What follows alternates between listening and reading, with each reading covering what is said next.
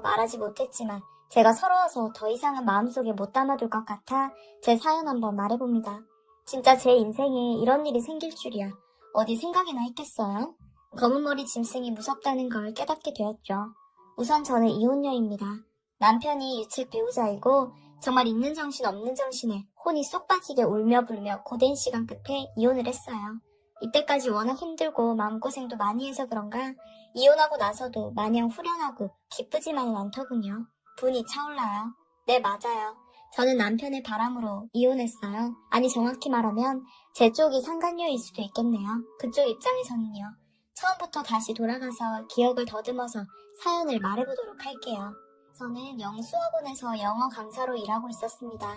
어느 날 일하다가 생리가 터졌는데 원래 심했던 생리통이 그날따라 유독 더 심하더군요. 제자리에 서 있지도 못할 정도로요. 결국 학원 원장 선생님께 안 되겠다 말씀드리고 조퇴해서 집에만 있었어요. 그냥 생리통이라고 생각했던 통증은 점점 심해지고 생리는 기간이 끝나가는데도 여전히 생리는 멈추지 않았어요. 거의 하혈 수준으로 계속되는 출혈에 저는 이건 보통 문제가 아닌 것 같다고 판단하고 곧바로 산부인과에 예약을 하고 검사를 받았죠. 그런데 결과는 충격적이었어요. 단순히 어릴 때부터 생리통이 심한 편이라고 생각했던 제 몸에 큰 문제가 있었던 거예요. 자궁이 선천적으로 약한 자궁이고 암은 아니지만 혹도 여러 군데 보이고 나팔관도 약하다고 했어요. 지금이라도 병원에 온 게 천만다행이라고요. 약을 처방받고 병원에 나서려는데 의사 선생님은 제게 충격적인 말을 꺼내더군요. 환자분, 죄송하지만 앞으로 자연적인 임신은 꽤 힘들 것 같네요. 시험관 낙이나 인공수정 등 여러 방법이 있지만 환자분 자궁과 몸은 임신을 견뎌낼 수 있을 몸이 아닙니다. 저는 그 말을 듣는 순간 여자로서 정말 큰 충격을 받았습니다. 뭔가 내가 갖고 있던 소중한 하나를 잃은 기분이었죠. 더구나 저는 당시 남자친구는 없었지만 언젠가는 좋은 엄마가 되는 것이 늘 꿈이었었어요. 그래서 저는 의사 선생님께 그래도 약 먹고 노력하면 좋아질 수 있겠죠? 하고 여쭈었지만 선생님은 증상이나 통증은 나아질 수 있겠지만 임신에 대해서는 마음을 비우시는 게 좋다고 하셨어요. 사실상 저는 불임이고 평생 아기를 가질 수 없는 몸이라고 말하는 것과 같았죠. 저는 진료실 밖으로 나와 병원 계단에 가만히 웅크려 앉아서 혼자 멍하게 정신없는 사람처럼 앉아 있었어요. 그렇게 앉아 있는데 누군가가 제 어깨를 톡톡 두드리더군요. 그래서 돌아보니 흰 가운을 입은 의사 한 분이 서 있었어요. 진료를 보는 의사 선생님 같진 않고 좀 젊어 보이는 분이었죠. 그분은 제게 따뜻한 코코아를 건네면서 실례인 줄 알지만 진료실을 지나다 우연히 환자분의 진료를 듣게 되었다며 밖에 나가시는 거 보고 무슨 일이 생길 것 같아 불안해서 따라왔다고 그러더군요. 저는 괜찮다며 인사하고 그 선생님은 제게 너무 절망하지는 마시라고 사람 몸은 내일이고 모레고 어떻게 될지 모르니 어느 날 갑자기 몸이 확 좋아지는 분들도 많이 계시니 희망을 잃지 않고 약도 잘 먹고 검진도 잘 받고 운동도 하면서 열심히 사셔야 한다고 했어요. 그 위로가 그때는 어찌나 고마웠던지요. 그것도 의사가 하는 말이어서 그런가 한 줄기 작은 희망이 생기는 기분이었어요. 그렇게 그분께 감사하다고 인사드리고 병원을 떠나 저는 열심히 약도 먹고 병원도 잘 다니며 치료를 받기 시작했어요. 그 병원을 계속 다니면서 자연스럽게 그분과도 계속 마주치며 인사를 나누었고 그러다 점점 가까워지고 대화가 잦아지면서 저희는 연인으로 발전하게 되었습니다. 남자친구가 의사인 만큼 저를 잘 챙겨주고 제 몸과 건강을 항상 신경 써주었고 제 몸 상태를 다 알면서도 저를 언제나 사랑해주고 아껴줬어요. 저도 열심히 치료받고 긍정적으로 살려고 좋은 생각도 많이 하고 일도 열심히 했고요. 그렇게 연애를 하다 남자친구는 어느 날 제게 청혼을 했어요. 자기가 평생 지켜주고 보살펴주며 사랑해주겠다고 청혼했고 저는 좋다고 했습니다. 남자친구는 애초에 연애하기 전부터 제 몸 상태를 다 알고 있었고 그걸 알면서도 제 곁을 지켜주었으니 내 인생의 남자는 이 사람뿐이라고 생각했었죠. 예비 시부모님께서도 남자친구를 통해 제 이야기를 다 들으셨다면서 마음고생 말고 사는 내내 그저 건강만 하고 둘이 행복하게 살라고 그거면 된다고 축복해 주었고요. 우린 결혼 준비 힘든 거 하나 모를 정도로 행복하게 준비했었죠. 이 남자와 평생을 함께 한다는 생각에 그저 바보같이 행복하기만 했던 그때가 그립네요. 그렇게 저는 남자친구와 결혼식을 올리고 그 사람은 제 남편이 되었습니다. 결혼하고 나서도 남편은 의사 일을 계속하고 저도 일하던 학원에서 계속 열심히 아이들을 가르쳤어요. 양가 부모님께서는 제 몸 상태를 다 알고 계셔서 아이 얘기는 일절 꺼내지 않으셨죠. 그러나 제 행복한 마음 한켠에는 여전히 아이에 대한 갈망이 있었어요. 남편에게 몇 번 이야기를 꺼냈지만 남편은 펄쩍 뛰면서 지금 제 몸 상태로는 임신은 절대 안 된다고 반대했어요. 남편이 의사다 보니 저는 아무 말도 할 수 없이 남편의 말을 들어야 했죠. 그렇지만 길을 가는 귀여운 아이들의 모습을 보면 마음 한켠이 쓰리고 아팠습니다. 그러던 어느 날 제게 기적 같은 일이 일어났어요. 아침에 남편 출근하고 저도 학원 나가려고 현관문을 열고 나오는 길이었어요. 저희 집은 여러 가구가 함께 사는 복도식 아파트였는데 엘리베이터 타러 가보니 엘리베이터 앞에 큰 과일 상자가 보이더군요. 저는 누가 물건을 두고 갔나 생각했는데 이상한 소리가 들려 과일 상자를 열어보니 놀랍게도 그 상자 안에는 정말 갓 태어난 듯한 신생아가 누워서 자고 있었어요. 저는 너무 놀라서 망설일 새도 없이 아기를 안고 집으로 들어와 아기를 보니 아기는 깨끗이 씻겨져 있었고 예쁜 베네저고리도 입고 있었어요. 파란색인 걸 보니 아들이었죠. 그리고 상자 안에는 큰 가방이 있었습니다. 가방을 열어보니 옷 몇 벌과 기저귀 몇 개, 젖병 2개, 그리고 편지가 있었어요. 편지에는 아이와 이 아이를 발견하실 분께 정말 죽을 죄를 짓는 마음으로 이 편지를 쓴다는 말과 함께 자신은 도저히 이 아기를 키울 수 없으니 제발 이 아기를 사랑으로 키워달란 말이 적혀 있었어요. 저는 그 편지를 보고 아기를 보니 이 아기는 내게 내려온 선물이란 예감이 강하게 들었어요. 곧바로 남편에게 전화해서 상황을 설명했고 남편은 처음엔 경찰에게 연락하자고 했지만 제 간곡한 설득으로 결국 아기를 저희가 키우고 호적에 올리는 거에 동의했어요. 저는 출생신고를 하고 양가 부모님께는 아기를 입양했다고 말씀드렸어요. 다행히 두 분은 너희가 좋으면 됐다 하시며 좋아해 주시더라고요. 저는 정말 아기를 내가 내 배 아파 낳은 내 아들이라고 생각했습니다. 학원에도 육아휴직을 신청하고 집에서 아기 돌보는 일에 열중했죠.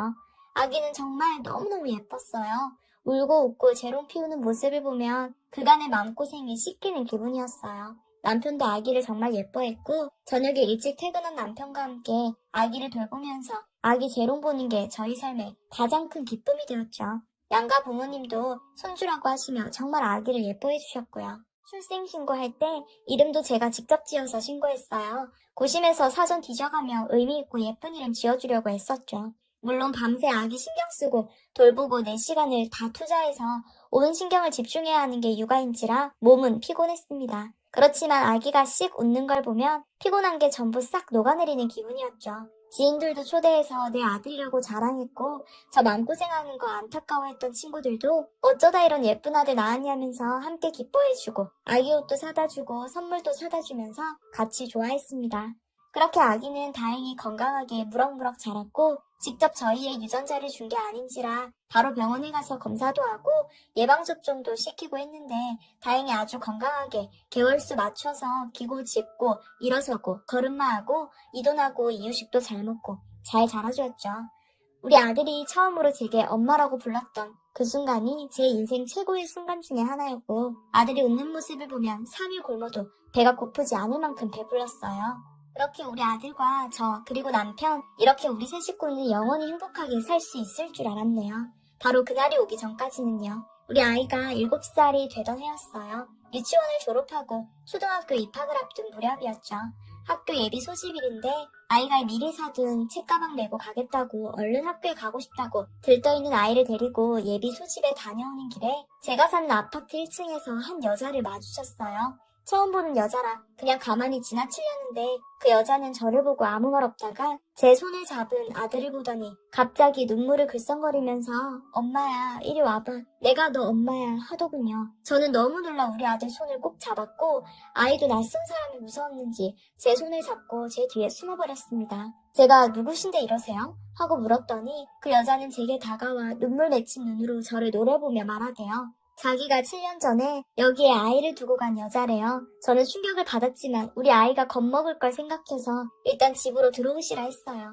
집에 들어와서 아이를 방에서 놀고 있으라고 들여보내고 그 여자와 거실에 마주 앉았어요. 그 여자는 자기가 이렇게 불쑥 찾아온 것도 죄송한데 지금부터 자기가 내 인생을 구제해줄 이야기를 해줄 테니까 정신줄 붙잡고 하나도 놓치지 말고 집중해서 잘 들으라고 했어요. 그리고 그 여자가 해준 이야기는 정말 제 인생 전체를 뒤흔들어 놓았어요. 그 여자는 자기가 제 남편과 오랜 시간 만나온, 그리고 최근까지도 만나고 있는 애인 관계라고 하더군요. 제가 남편과 결혼하기 전 연애할 때부터 이미 둘은 만나고 있었다고요. 그러나 그 여자가 자기 입으로 자기가 대학 때부터 공부도 안 하고 졸업도 못해서 그때 당시에 직업도 없었고 알바나 하며 대충 살고 있었다고요. 아무튼 그래서 그 여자가 남편이랑 결혼을 이야기했는데 남편 쪽 부모님이 여자의 환경 때문에 심하게 반대를 하셨다고 해요. 그렇지만 남편은 그 여자를 계속 만나다가 결국 그 여자가 임신을 하게 되었대요. 그 여자가 임신했을 당시에는 저와 남편은 이미 결혼한 상태였고요. 의사 남편은 결혼하고 나서도 몰래 그 여자를 만났던 거죠.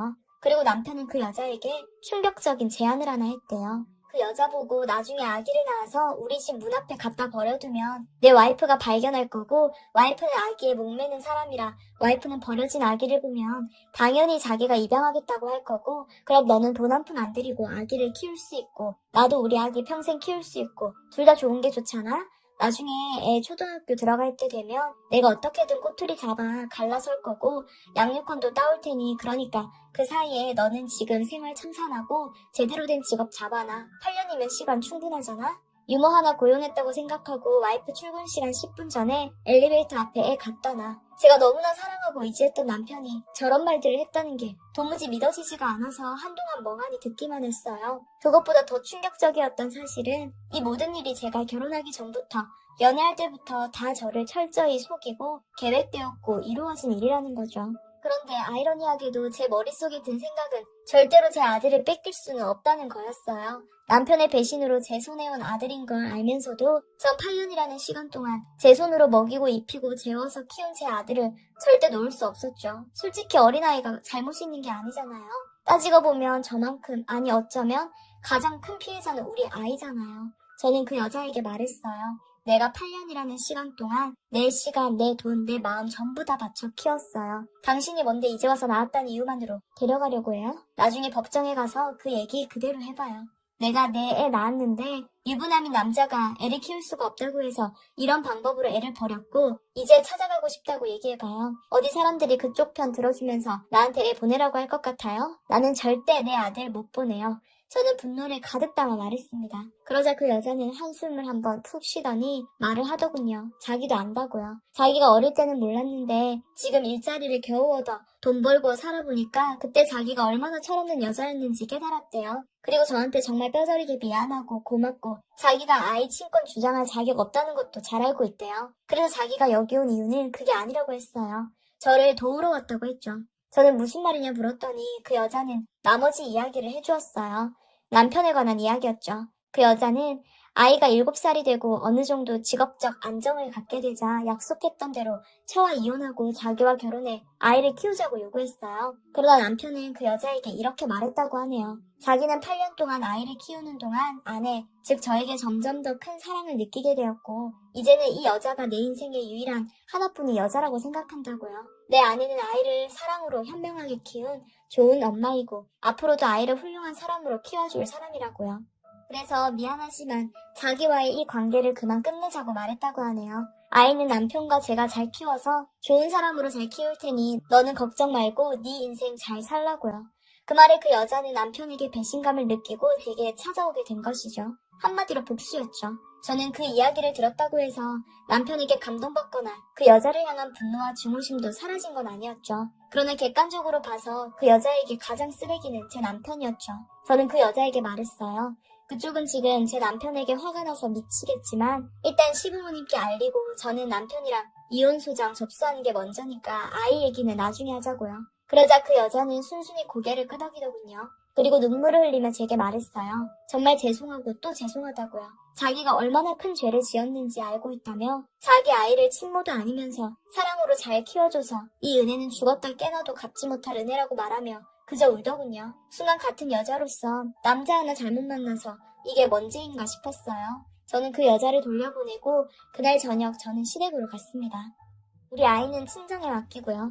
저는 남편에게 전화를 해서 지금 시댁으로 오라고 했더니 바보 같은 인간은 저녁 식사하는 줄 알고 신나서 바로 오더군요. 저는 남편과 시부모님 계신 소파에서 모든 것을 폭로해버렸어요. 그 여자가 증거라고 남기고 간 초음파 사진과 임신 테스트기, 그리고 남편과 찍은 여러 사진들을 내놓으면서요. 당연히 시부모님은 큰 충격을 받으셨고 남편은 당황해서 처음엔 이거 다 사실이 아니라는 말만 반복하다가 이내 저와 시부모님 앞에서 자기 잘못을 다 인정하더군요. 자기가 다 잘못했다고요. 그때 부모님이 반대해서 자기는 도저히 포기할 수가 없어 몰래 만나는 중에 덜컥 아이가 생겨서 어쩔 수 없이 그랬다고요. 아이를 지울 수도 없고 그 여자와 결혼도 못하니 그냥 몰래 뒤에서 이렇게 만나고 연락했던 거라고요.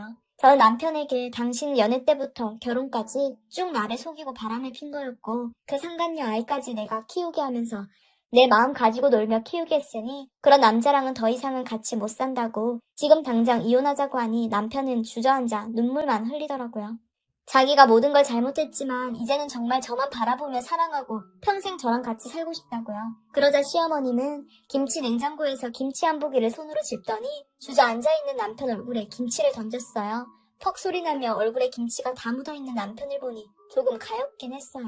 시어머니는 네가 그러고도 사람 새끼냐고 내 배 아파하며 낳고 잘 키워서 장가도 보냈더니 이런 개망나니 같은 짓거리나 몰래 하고 있었냐고 울면서 소리쳤어요. 그렇게 폭풍이 한 차례 지나가고 저는 남편에게 이혼 소장을 보냈어요. 법정에서는 아이 친모되는 그 여자가 증인을 서주었고 남편의 외도와 사기 결혼이 인정이 되어 제게 거액의 위자료를 내게 되었고 저희는 그렇게 이혼했습니다. 이혼 소송 내내 밤마다 친정엄마랑 혹은 혼자 방에서 많이 울며 가슴을 쳤어요. 제가 전생에 무슨 죄를 지어 불임에다 상간녀의 아이를 키우게 됐는지 참 제 인생 고난하고 억울하더군요. 그래도 아이는 제가 키우게 되었어요. 법정에서도 제 손을 들어주었고 그 여자도 순순히 판결을 따르겠다고 하더군요. 자긴 엄마 자격이 없다고요. 대신 저에게 자기를 이모라 칭하고 아이가 성인이 될 때까지만 가끔 아이를 한 번씩 보게 해달라고 부탁했어요. 가끔이라도 좋으니 생일이나 그런 중요한 날에요. 저는 그것도 한참 고민했어요. 아직도 그 여자가 제게는 상간녀였으니까요. 저는 오랜 고심 끝에 그래도 이 아이의 엄마니까 혹은 성인이 돼서라도 이 아이에게 진실은 말해줘야 하니까 힘든 게 결정해서 그 요구를 수락했습니다. 이렇게 일이 마무리되고 우리 아이는 지금 중학교를 잘 다니고 있습니다. 생모를 이모로 부르며 이모도 잘 따르고 있어요. 몇 번 만나면서 서먹했던 저와 그 여자 관계도 점점 나아져서 이젠 예전만큼 불편하지 않아요. 이 선택을 하며 지금까지 살아왔던 시간이 정말 힘들었지만 그래도 아기는 잘 자라주고 엄마 하는 것만 들으면 행복하기만 합니다. 이제는 아프고 힘들었던 과거 다 잊고 그저 행복하게만 살고 싶어요. 전 남편이 된 그 인간은 사실이 다 까발려져서 의사 일은 잠시 접고 병원도 그만두었어요. 의사 면허는 살아있으니 나중에야 뭐 다시 일하겠지만 아무튼 저는 아들이랑 둘이 행복하렵니다.